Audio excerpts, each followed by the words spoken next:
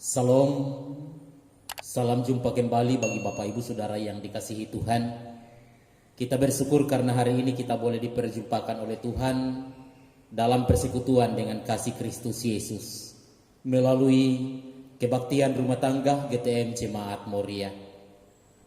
Hari Rabu tanggal 18 November 2020. Yang menjadi keluarga penghimpun dalam ibadah rumah tangga hari ini adalah: pertama, keluarga Luther Palungan Tulak.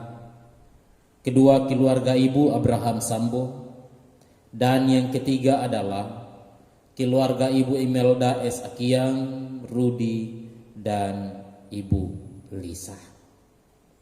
Mari saudara-saudara yang dikasihi Tuhan, kita mempersiapkan hati dan pikiran kita untuk bersama-sama menyembah dan memuliakan Tuhan dalam persekutuan hari ini. Saya undang kita berdiri dan kita menyanyikan NKB nomor 1. Hai Kristen, nyanyilah.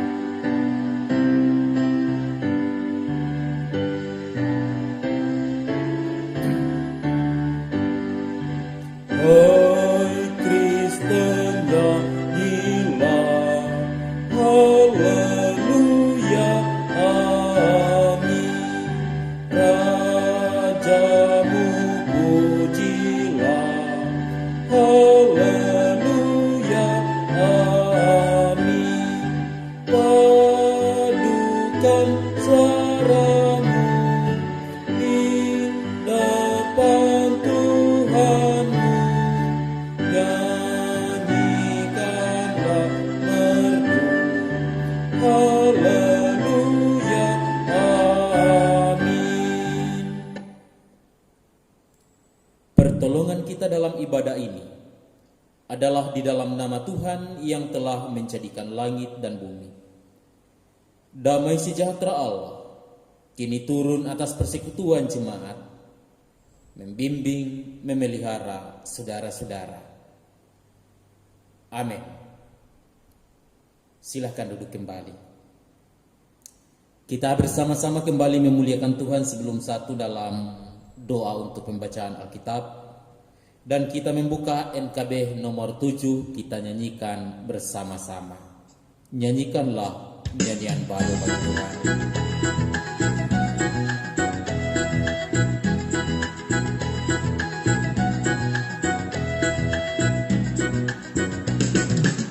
Nyanyikanlah nyanyian baru bagi Allah, pencipta cakrawala. Segala serafim kerubim pujilah Dia, besarkanlah namanya. Bersorak-sorak bagi Rajamu, bersorak-sorak bagi Rajamu. Saudara-saudara yang dikasihi Tuhan, mari kita mempersiapkan hati dan pikiran kita satu dalam doa untuk bersama-sama membaca dan merenungkan firman Tuhan. Kita awali dalam berdoa. Ya Tuhan, dalam ibadah rumah tangga hari ini melalui media virtual, kami juga selain memuji Dikau, akan merenungkan sabda kebenaran-Mu melalui kesaksian Alkitab. Karena itu ya Allah, bukalah hati dan pikiran kami, sehingga kami mengerti, kami memahami apa yang Tuhan inginkan dalam kehidupan kami. Bersabdalah ya Tuhan Yesus, kami siap merenungkan firman Tuhan. Amin. Saudara-saudara kekasih-kekasih Kristus, bahagian Alkitab yang akan menjadi perenungan bersama kita hari ini terdapat dalam kitab Hakim-Hakim pasal 4 ayat 1 sampai ayat 7. Kitab Hakim-Hakim pasal 4, saya bacakan ayat 1 sampai 7. Firman Tuhan berbunyi sebagai berikut. Setelah Ehud mati, orang Israel melakukan pula apa yang jahat di mata Tuhan. Lalu Tuhan menyerahkan mereka ke dalam tangan Yabin, raja Kanaan, yang memerintah di Hasor. Panglima tentaranya ialah Sisera yang diam di Haroset Hagoim. Lalu orang Israel berseru kepada Tuhan, sebab Sisera mempunyai 900 kereta besi dan 20 tahun lamanya ia menindas orang Israel dengan keras. Pada waktu itu Deborah seorang nabia, istri Lapidot, memerintah sebagai hakim atas orang Israel. Ia biasa duduk di bawah pohon korma, Deborah antara Rama dan Betel di pegunungan Efraim.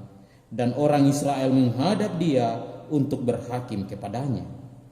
Ia menyuruh memanggil Barak bin Abinoam dari Kedes di daerah Naftali, lalu berkata kepadanya, "Bukankah Tuhan Allah Israel memerintahkan demikian?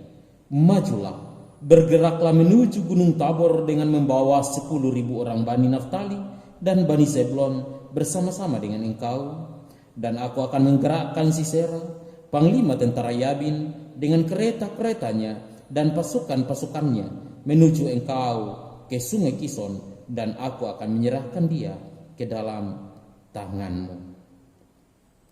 Itu bahagian firman Tuhan, dan terpujilah Yesus Kristus yang adalah firman kehidupan. Amin. Saudara-saudara yang dikasihi oleh Kristus Yesus,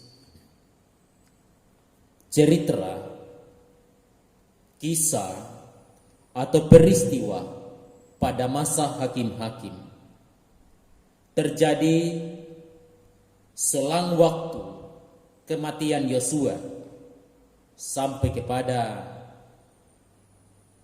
masa di mana umat Israel, bangsa Israel menuju masa kerajaan dipimpin oleh seorang raja. Jadi kitab Hakim-Hakim itu masa kitab di antara kematian Yosua dan sebelum dipimpin oleh seorang raja bagi umat Israel. Itu berarti bahwa pada masa Hakim-Hakim umat Israel ini belum tentu matang benar menjadi dewasa yang merdeka. Sebab baru saja mereka keluar dari tanah dari tanah Mesir menuju tanah Kanaan. Baru saja mereka memasuki tanah Kanaan. Itu berarti mereka menjadi sasaran empuk bangsa-bangsa sekitar. Umat Israel baru saja menjadi bangsa yang merdeka, baru saja tiba di tanah Kanaan. Mereka baru belajar seni perang, tentu mereka baru belajar administrasi pemerintahan, mereka baru menata hidup dan kehidupan mereka. Mereka juga belum dipimpin oleh seorang raja. Nah, dan saat itu selang antara kematian Yosua dan masa di mana akan dipimpin oleh seorang raja, umat Israel seringkali memberontak kepada Allah di tanah Kanaan tersebut. Pemberontakan umat Israel adalah seringkali menyembah berhala, menduakan Tuhan.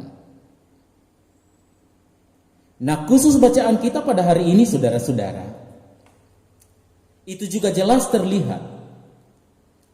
Dikatakan bahwa setelah Ehud mati, maka orang Israel melakukan apa yang jahat di mata Tuhan. Dan pada akhirnya ayat 2 mengatakan, bacaan kita, Tuhan menyerahkan mereka ke dalam tangan Raja Yabin, raja orang Kanaan. Bahwa di balik sikap memberontak umat Israel menyembah berhala, ada hukuman dari Tuhan. Yang pada akhirnya kalau kita melihat bacaan ini di ayat 3, umat Israel dijajah dengan sangat keras oleh orang-orang Kanaan selama 20 tahun lamanya. Dijajah oleh Raja Kanaan yang bernama Yabin, dan panglima perang Yabin saat itu bernama Sisera. Ia mempunyai 900 kereta besi.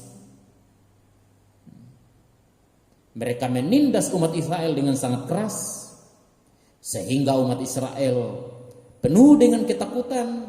Ladang-ladang mereka banyak yang tidak digarap, ditanami. Bahkan banyak kampung-kampung yang tidak didiami karena umat Israel pergi bersembunyi. Bukti kerasnya, kejamnya penjajahan orang Kanaan pada saat itu bagi umat Israel. Di tengah-tengah kemelut kehidupan itu, umat Israel kemudian di ayat 3 mengatakan mereka berseru-seru kepada Tuhan. Mereka memohon kepada Tuhan. Dan permohonan mereka didengarkan oleh Tuhan. Pada saat itu yang menjadi hakim nabi di Israel adalah seorang perempuan, Nabiya Deborah namanya. Dikatakan jelas dalam bacaan kita, ia seorang Nabiya perempuan, istri Lapidot, memerintah sebagai hakim atas orang Israel di ayat 4. Dan Deborah ini biasanya duduk di bawah pohon korma Deborah antara Rama dan Betel di pegunungan Efraim. Dan orang Israel seringkali menghadap dia untuk berhakim kepadanya.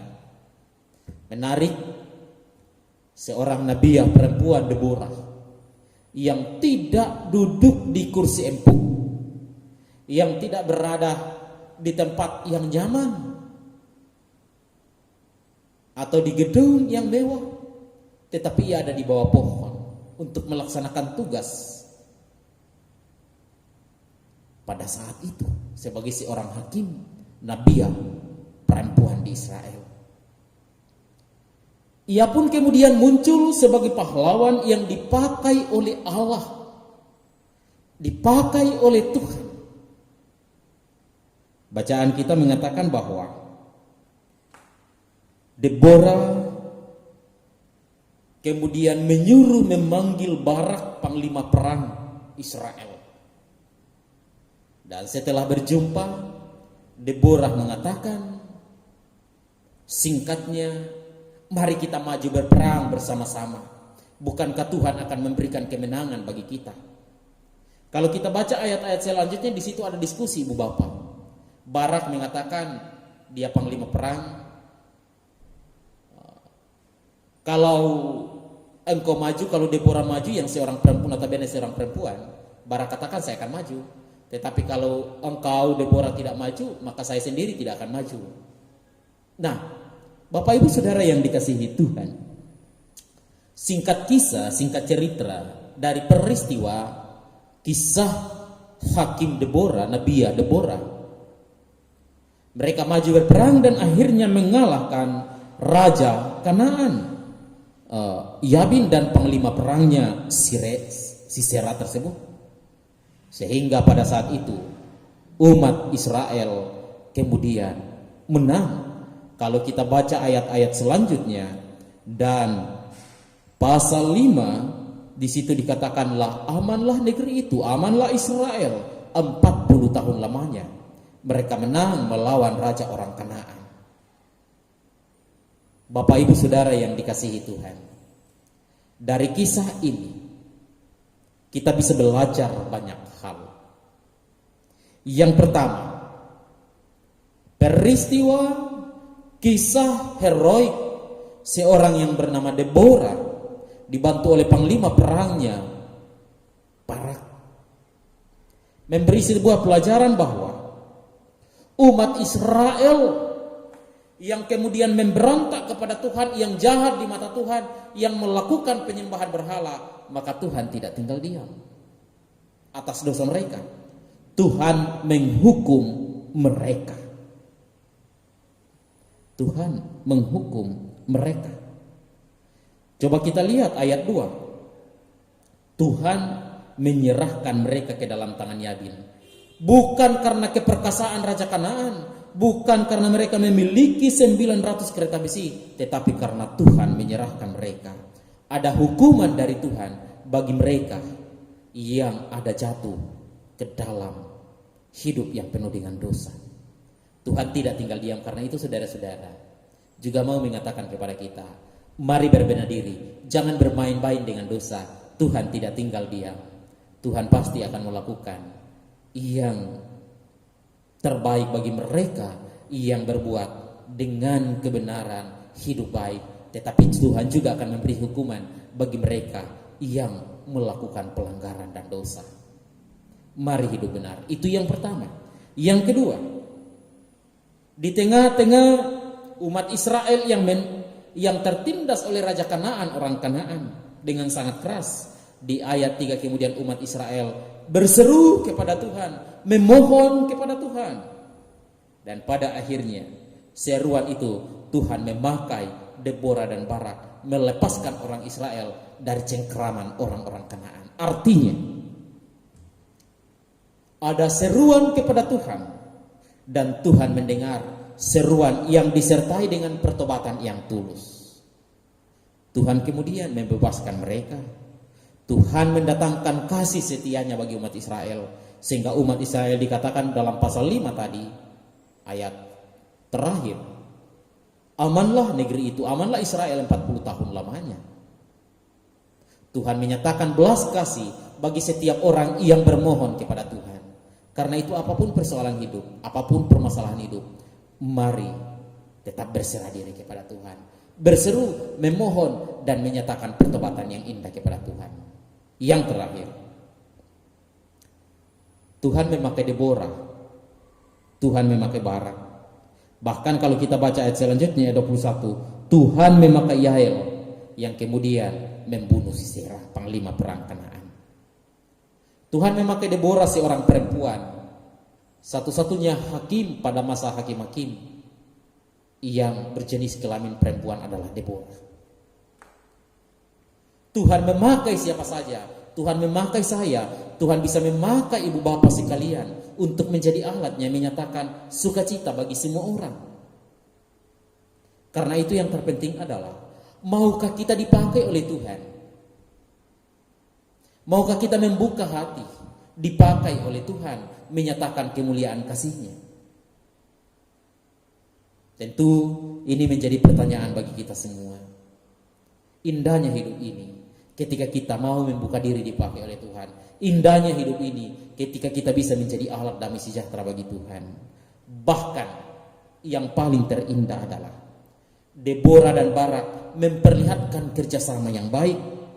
Penyatuan beberapa suku, kalau kita baca ayat 10, membuat mereka ada dalam kerjasama yang indah mengalahkan orang Kanaan. Hidup ini perlu kerjasama. Hidup ini selalu perlu dengan hidup saling menopang. Karena itu dalam kehidupan ini, keluarga, gereja, masyarakat di mana kita berada, perlu tetap memperlihatkan, mempraktekkan hidup bekerja sama. Kerjasama yang indah, saling menopang, saling membantu untuk kemuliaan Kristus. Amin. Saudara-saudara yang dikasihi Tuhan, kita mengucap syukur firman Tuhan boleh kedengaran lagi hari ini. Karena itu, mari bersama-sama kita merespon firman Tuhan ini sambil menyatakan ungkapan iman sukacita kita. Kita membuka NKB 208, tabur waktu pagi, tabur benih kasih. Kita nyanyikan bersama.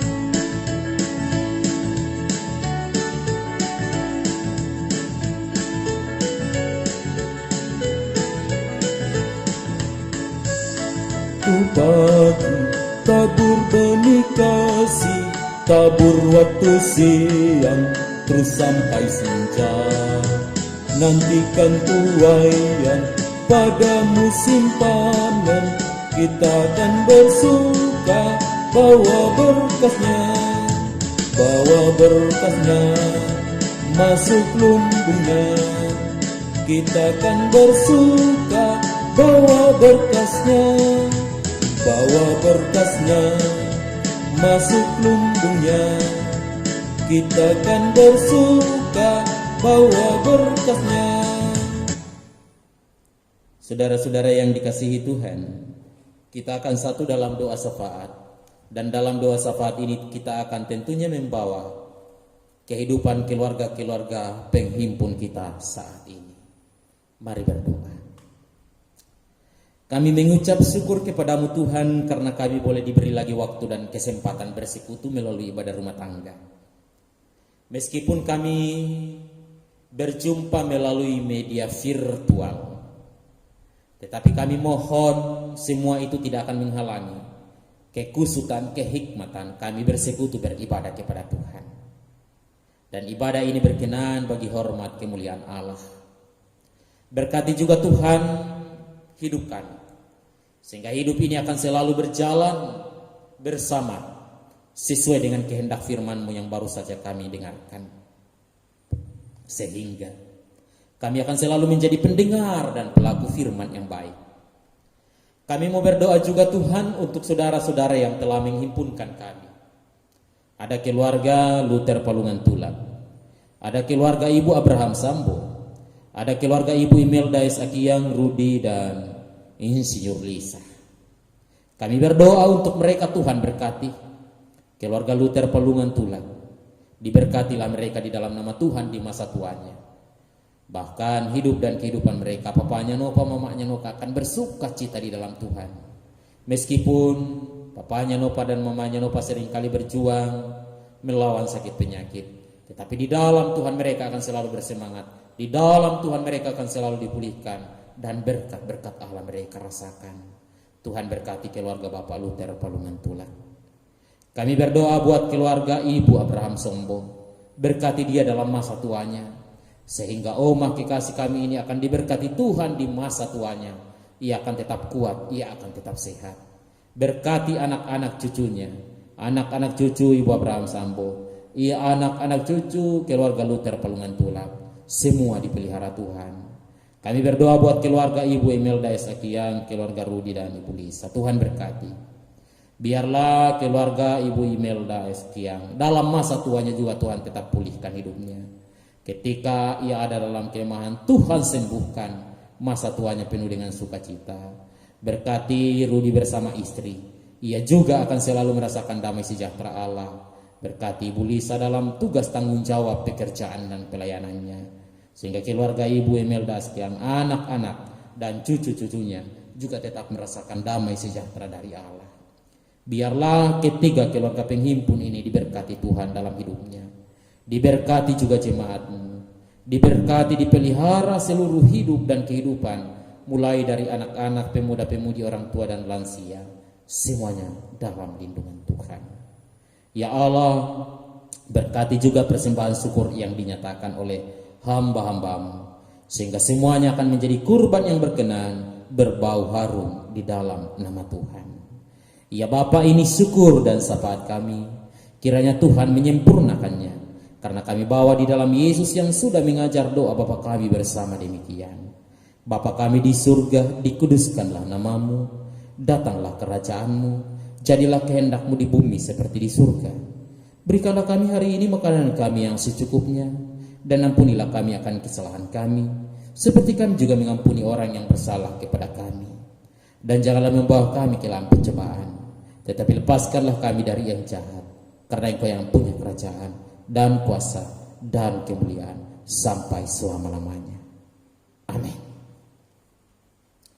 Saudara-saudara, keluarga-keluarga jemaat yang berhimpun saat ini yang dikasihi oleh Tuhan, kita akan bersama-sama menerima berkat Tuhan. Karena itu saya undang kita berdiri dan kita menyanyikan NKB 201, Di Jalan Hidupku. Kita akan menyanyikan bersama.